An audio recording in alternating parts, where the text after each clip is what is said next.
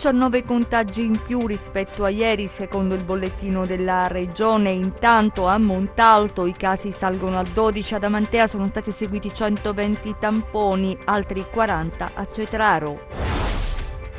La provincia di Cosenza chiude i bar delle scuole, il preside del Telesio definisce la decisione incomprensibile. Soppressa la scuola dell'infanzia a Bocchigliero, il sindaco e i genitori dei bambini protestano davanti al provveditorato. Beni per 200.000 euro sono stati sequestrati dalla Guardia di Finanza di Catanzaro a un presunto boss di Lamezia. Al via venerdì la tradizionale Kermesse Rendese, giunta alla 55esima edizione, un ricco cartellone di eventi da fruire nel rispetto delle norme anti-Covid e sui social.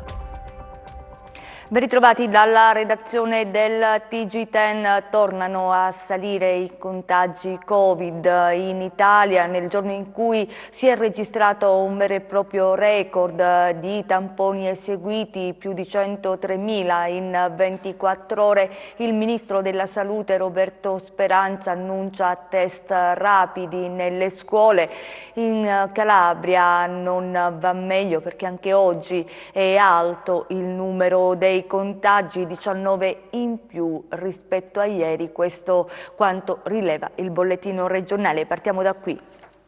In Calabria ad oggi sono stati effettuati 187.925 tamponi. Le persone risultate positive al coronavirus sono 1.887, più 19 rispetto a ieri. Quelle negative sono 186.038.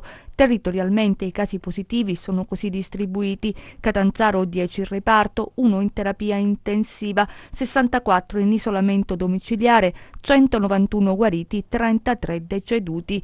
Cosenza 10 in reparto, 3 in terapia intensiva, 114 in isolamento domiciliare, 477 guariti, 34 deceduti. Reggio Calabria 5 in reparto, 109 in isolamento domiciliare, 318 guariti, 19 deceduti. Crotone 22 in isolamento domiciliare, 117 guariti, 6 deceduti. Vibo Valentia 2 in reparto, 17 in isolamento domiciliare, 85 guariti, 5 deceduti. Dall'ultima rilevazione le persone che si sono registrate sul portale della Regione Calabria per comunicare la loro presenza sul territorio regionale sono in totale 1.476. E c'è un focolaio che preoccupa in provincia di Cosenza, è quello di Amantea.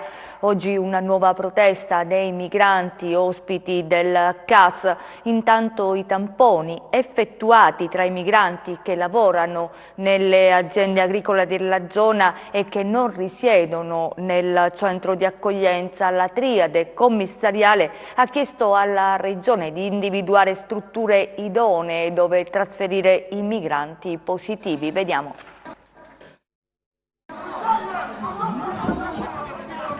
Sale la tensione ad Amantea. Questa mattina nuova protesta dei migranti che risiedono nella struttura di via Firenze. Sono scesi in strada, hanno urlato e inveito contro le forze dell'ordine che presidiano la struttura dove fino ad oggi si contano 48 positivi.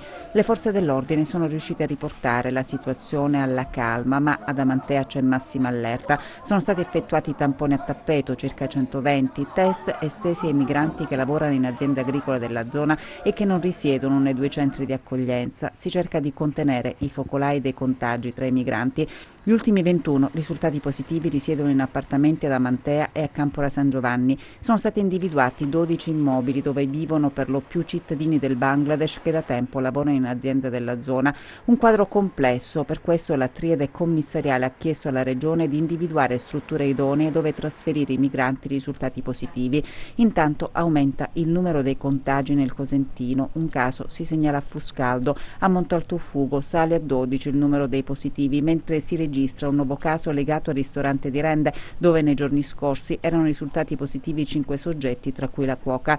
Il monitoraggio della task force dell'ASP di Cosenza va avanti senza sosta. A Cetraro sono stati effettuati 48 tamponi. I risultati sono attesi nelle prossime ore. E c'è preoccupazione sul Tirreno cosentino per l'alto numero di positivi ad Amantea, dove sono stati effettuati 120 tamponi. Molte le sollecitazioni arrivate alle istituzioni al fine di circoscrivere il focolaio, come conferma ai nostri microfoni il consigliere regionale Graziano Di Natale. Vediamo.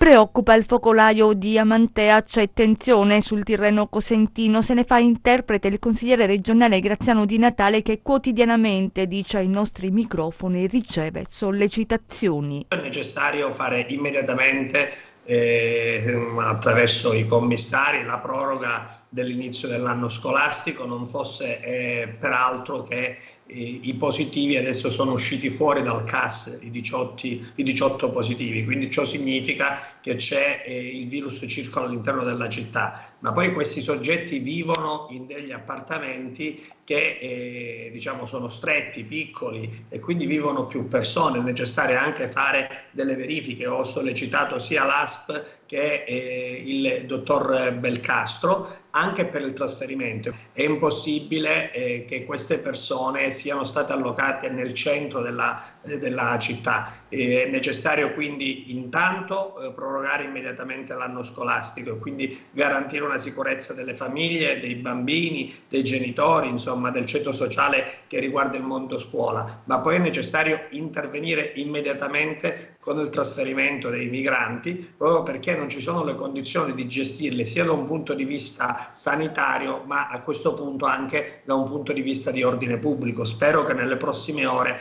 qualche atto di intervento ci sia da parte della Regione che sia da parte della Prefettura. L'ASP è al lavoro insieme alla Regione per individuare strutture in cui accogliere i positivi e curare chi ne ha bisogno. Il dottor Belcastro, che ho sentito poco fa, mi comunicava che è in itinere appunto l'individuazione di un immobile fuori il comune di Amantea dove allocare i migranti, però questa è una situazione che deve essere risolta una volta per tutte, perché è impossibile assistere a scene per strada in una comunità come quella di Amantea. Insomma, bisogna gestirla in un modo migliore la questione, con tutto il rispetto del lavoro delle forze dell'ordine che stanno facendo il loro dovere, del prefetto, del commissario, però è necessario un maggiore coordinamento, perché siamo arrivati a 70 positivi ad Amantea, vale a dire di cui 20 esterni, quindi il dato è molto preoccupante e francamente come istituzioni non possiamo abbassare la guardia né tenere la testa sotto la sabbia. Apriamo l'ampia pagina della scuola, domani la riapertura ufficiale come rimarcato oggi dalla Regione Calabria, ma tanti sindaci hanno deciso di rinviare l'inizio delle lezioni. Nel pomeriggio l'ordinanza del sindaco di Catanzaro, nel capoluogo le lezioni inizieranno il 28 settembre, uguale inizio di lezione per gli studenti reggini, quindi il 28 settembre. Nel Cosentino, Rende, Montalto e Casali del Manco, gli studenti torneranno a scuola il 28 settembre. L'Università della Calabria ha deciso di rinviare al 5 ottobre l'inizio delle lezioni in presenza per gli studenti. Però ci sono anche le proteste, non soltanto il problema del Covid. Stamattina sindaco e famiglie di Bocchigliero, siamo nel Cosentino, hanno protestato dinanzi all'APT proprio Bruzia per chiedere che la scuola materna non venga soppressa. Vediamo. Bocchigliero vuole salvare la scuola dell'infanzia, che non rientra più nell'organico di diritto stilato dall'ambito territoriale di Cosenza. Sindaco e genitori dei bimbi chiedono di incontrare dirigenti e funzionari. Stiamo protestando perché nel nostro piccolo comune, il comune di Bocchigliero, ci viene negato il diritto allo studio. Un diritto che è sancito, credo, dalla Costituzione e soprattutto un diritto che rivendichiamo come popolazione ultraperiferica per tutti gli svantaggi che il mio comune, il comune di Bocchigliero, sta e vive quotidianamente. Ma non si può chiudere una scuola dell'infanzia. Noi abbiamo 10 bambini e anche in questo periodo di emergenza Covid non si riesce a capire quali possano essere prospettive per questi 10 bambini. Per il momento la richiesta del sindaco non è stata accolta. Assolutamente no, il sindaco, io ho già scritto da tempo, i primi di settembre, nel momento in cui ho avuto contezza della difficoltà, perché ancora non è uscito l'organico di fatto, quindi non c'è contezza dei numeri, ad essere ricevuto né dal dirigente né dai funzionari. Ci stanno rimbalzando domani, ma ad oggi, ancora oggi, il dirigente nega la nostra di ascoltarci o quantomeno di darci una risposta e capire qual è la procedura da seguire. Abbiamo pure proposto delle soluzioni, però che ad oggi non vengono assolutamente ascoltate. Tra i bimbi lasciati a casa, anche alcuni che vivono nello SPRAR. Hanno bisogno di socializzare questi bambini, quindi hanno bisogno di imparare anche l'italiano e andando a scuola imparerebbero l'italiano, a socializzare, a stare insieme agli altri, a integrarsi. E se questo non è possibile è un guaio. Il preside del liceo Telesio di Cosenza contro l'ordinanza provinciale che dispone la sospensione dei servizi di ristoro all'interno degli istituti del Cosentino, Antonio Iaconiani, aveva organizzato il servizio in modo da tutelare alunni e personale, ma la provincia ha deciso per la chiusura dei bar. Vediamo. Niente panini o pizzette al bar nelle scuole della provincia di Cosenza. Gli istituti del Cosentino, a poche ore dal suono della campanella, hanno ricevuto l'ordinanza di sospensione dei servizi di ristoro.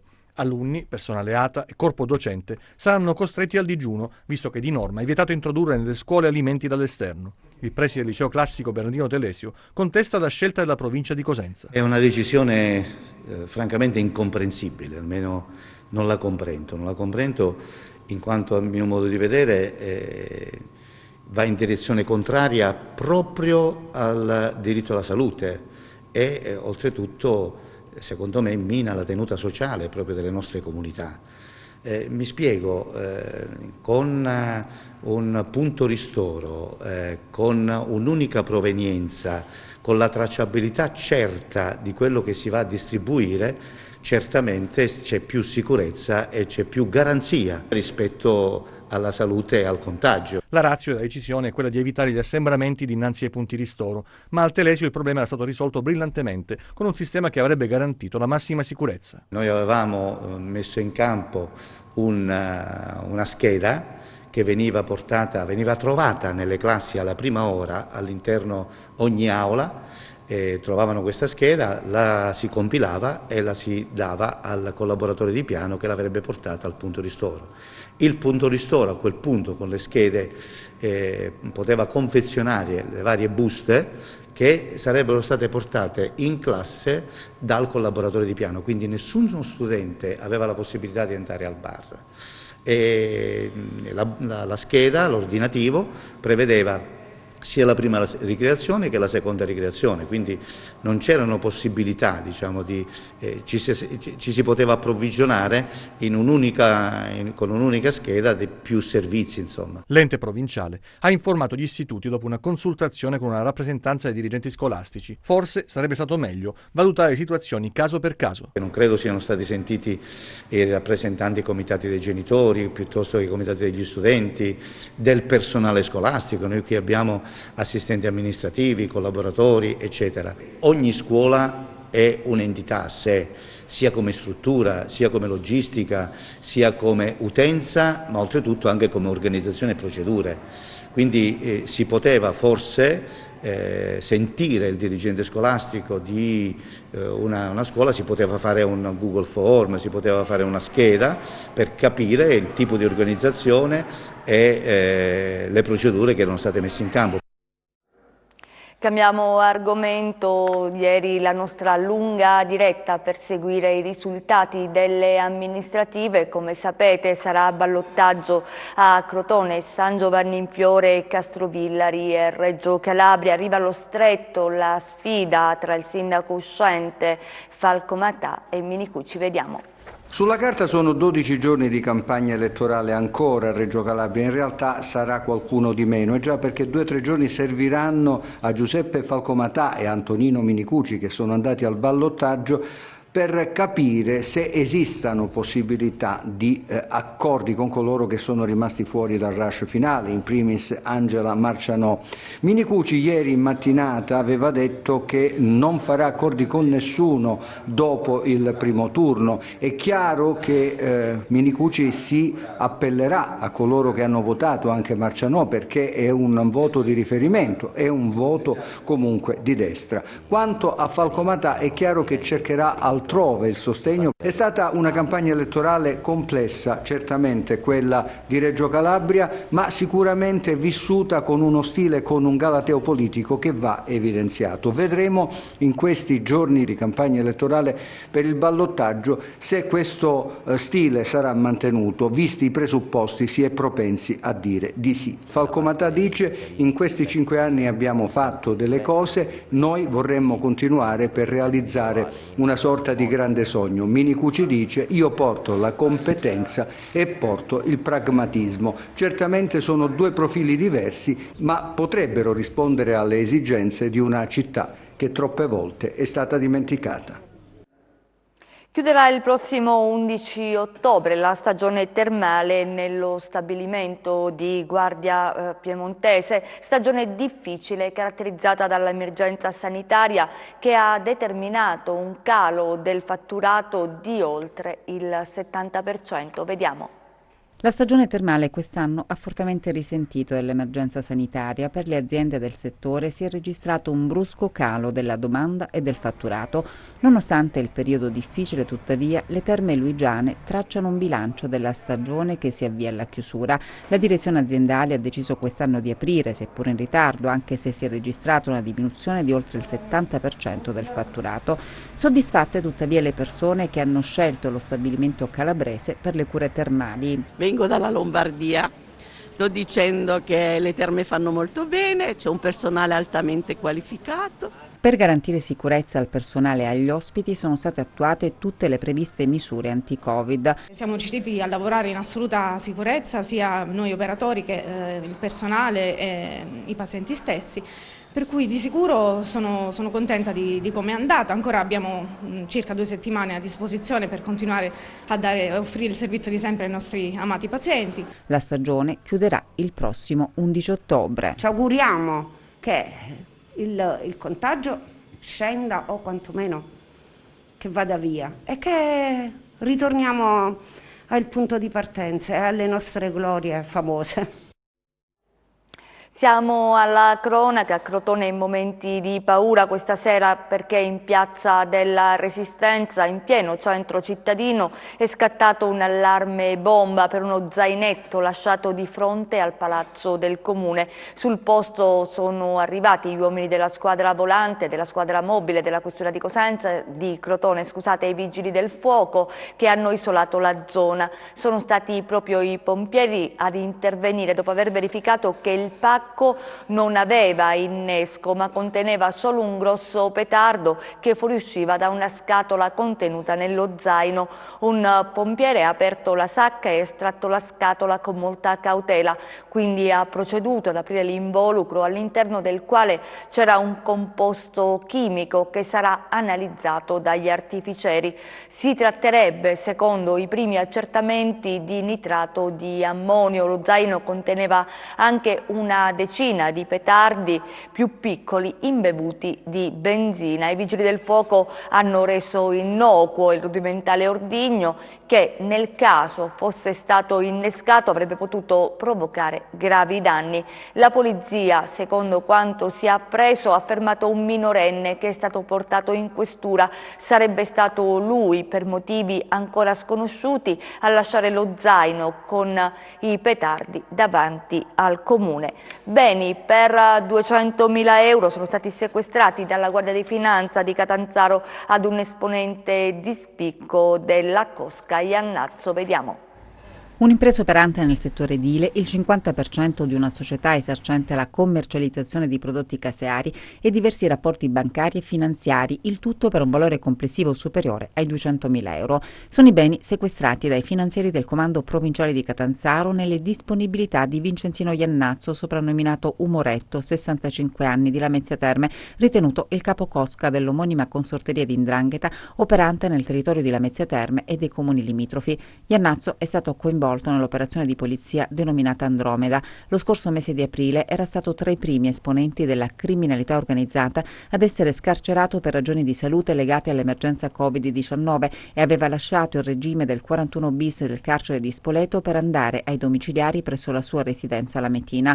Il successivo 5 giugno, in applicazione del cosiddetto decreto antimafia, Iannazzo è ritornato in carcere presso il reparto di medicina protetta dell'ospedale Belcolle di Viterbo. Le indagini patrimoniali condotte agli investigatori del GICLO del Nucleo di Polizia Economico-Finanziaria della Guardia di Finanza di Catanzaro hanno evidenziato la sproporzione tra il valore del patrimonio riconducibile a Iannazzo e i redditi dichiarati. A Cosenza adesso, dove si è tenuta a Villa Rendano, nel centro storico di Cosenza, la serata di gala del premio Alveare promosso da Confapi Calabria. Vediamo. È stata Villa Rendano ad ospitare la serata evento della quinta edizione del premio Alveare promosso da Confapi e che viene conferito alle piccole e medie imprese calabresi che si sono distinte nella loro attività. Le api, questo minuscolo insetto, per sopravvivere ha bisogno di collaborare, ha bisogno di cooperare con le api per realizzare l'alveare. Così come per le api anche la piccola e media industria italiana, per fare delle cose grandi, per sopravvivere e per rimettere in moto la nostra Italia, il nostro paese, ha bisogno di fare rete. Da qui nasce l'Alveare, per affermare questo principio. Tra i premiati il professor Federico Carli, economista e docente alla LUISS di Roma, che ha tenuto anche un seminario sugli sviluppi economici di un futuro piano del Sud. Le imprese sono il motore dello sviluppo, il cuore propulsivo, senza il quale non si può pensare di sostenere l'occupazione, i redditi. Quindi è assolutamente necessario che le imprese vengano liberate dai gravami che le opprimono, da un lato, e dall'altro che tornino però a esprimere quella capacità di inventiva, diciamo non pensando di poter ottenere denaro facile dallo Stato, ma attraverso l'inventiva devono tornare a essere protagoniste. Ora abbiamo davanti una grossa opportunità, che è quella di fare investimenti giusti, sfruttando il Recovery Fund di cui tanto si parla. Tra i premi speciali anche Alveare alla legalità. Coniugare la legalità all'impresa, direi che oggi, soprattutto nella nostra nazione, in questo periodo storico, è veramente fondamentale. Per cui io credo che la sensibilità sia assolutamente aumentata. È stata presentata questa mattina la 55esima edizione del Settembre Rendese, sarà un'edizione 2.0, vediamo. Ripartiamo dall'arte. Lo slogan del Settembre Rendese nell'era Covid, 55esima edizione presentata questa mattina nella Sala Tokyo del Museo del Presente di Rende. Un cartellone ricco e per il 2020 un'edizione 2.0 si è puntato insomma sulla fruizione online delle produzioni artistiche e musicali utilizzando i social.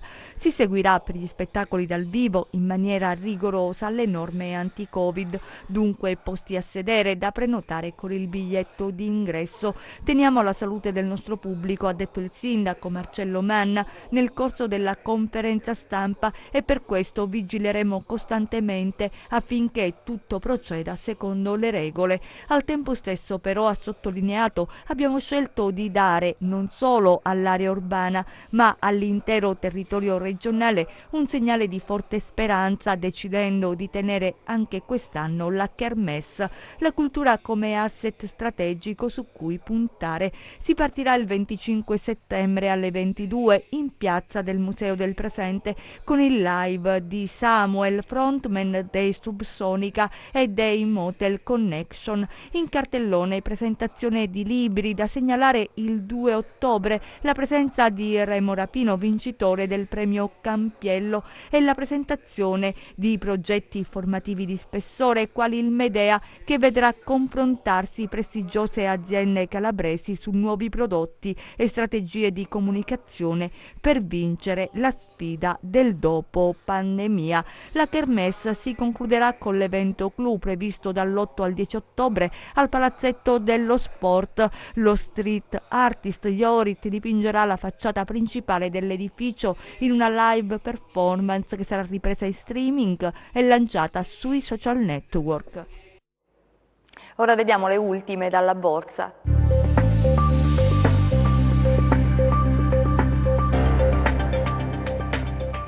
Le borse europee chiudono sopra la parità, ma annullano parte dei precedenti guadagni in scia all'andamento debole di Wall Street. Il presidente della Fed ha confermato che l'economia ha fatto sostanziali progressi, ma molto resta ancora da fare, dopo aver sollecitato ieri l'approvazione di ulteriori aiuti da parte del governo. Per i listini internazionali si profila il primo calo mensile da marzo, complici le incertezze legate alla diffusione del Covid e il mancato accordo sui nuovi stimoli fiscali negli USA. La risalita dei contagi preoccupa soprattutto in Francia, Spagna e Regno Unito, con il premier britannico Boris Johnson che ha reintrodotto parziali restrizioni. Nel complesso l'attività economica dell'Eurozona segna una fase di stallo con la crescita più rapida del manifatturiero, trainata dalla Germania, controbilanciata da un nuovo calo del settore terziario collegato alla recrudescenza della pandemia. In linea con le attese gli analoghi dati statunitensi che continuano a segnalare una solida crescita. A Piazza Affari il FTSE MIB archivia gli scambi in progresso dello 0,2%, così come l'Ibex 35 di Madrid e il DAX di Francoforte a più 0,4%, il CAC 40 di Parigi a più 0,6%, il FTSE 100 di Londra a più 1,2%. In ribasso gli indici americani, il Dow Jones a meno 0,2%, l'S&P 500 a meno 0,5% e il Nasdaq a meno 0,9% dopo una partenza incerta. Sul Forex l'euro-dollaro scende a quota 1,167, mentre il cambio tra biglietto verde e yen si apprezza a 105,3. Tra le materie prime proseguono in lieve rialzo le quotazioni del greggio, con il Brent a più 0,5% a $41,9 e il WTI a più 0,4% a $40,0 al barile. Sull'obbligazionario lo spread BTP-Bund si mantiene sostanzialmente stabile in area 135 punti base, con il rendimento del decennale italiano allo 0,85%. Tornando a Piazza Affari, gli acquisti premiano Snam a più 3,1 dopo un doppio upgrade di Goldman Sachs da sell a buy e Atlantia a più 3,0% alla vigilia del CDA su Aspi. Sottotono invece i bancari Banco BPM a meno 3,8, Unicredit a meno 3,1 e Biper a meno 3,0%. Grazie e buon proseguimento di serata. Prima di salutarci vediamo le previsioni del tempo.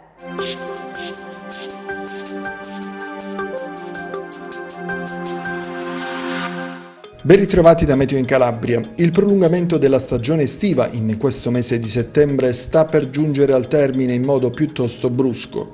Avremo ancora 48 ore di variabilità con temperature piuttosto calde, prima che un'incisiva saccatura seguita da aria fredda nord-atlantica apporti un sensibile peggioramento del tempo sul Mediterraneo centrale.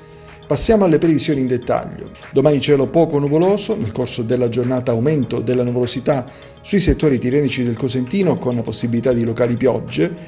La nuvolosità tenderà a propagarsi anche sulle restanti aree tirreniche. Temperature stazionarie ancora sopra i valori medi.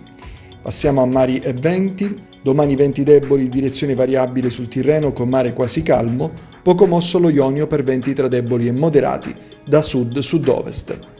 Per ulteriori approfondimenti vi rimando al sito www.meteoincalabria.com e alla nostra pagina Facebook Meteo in Calabria.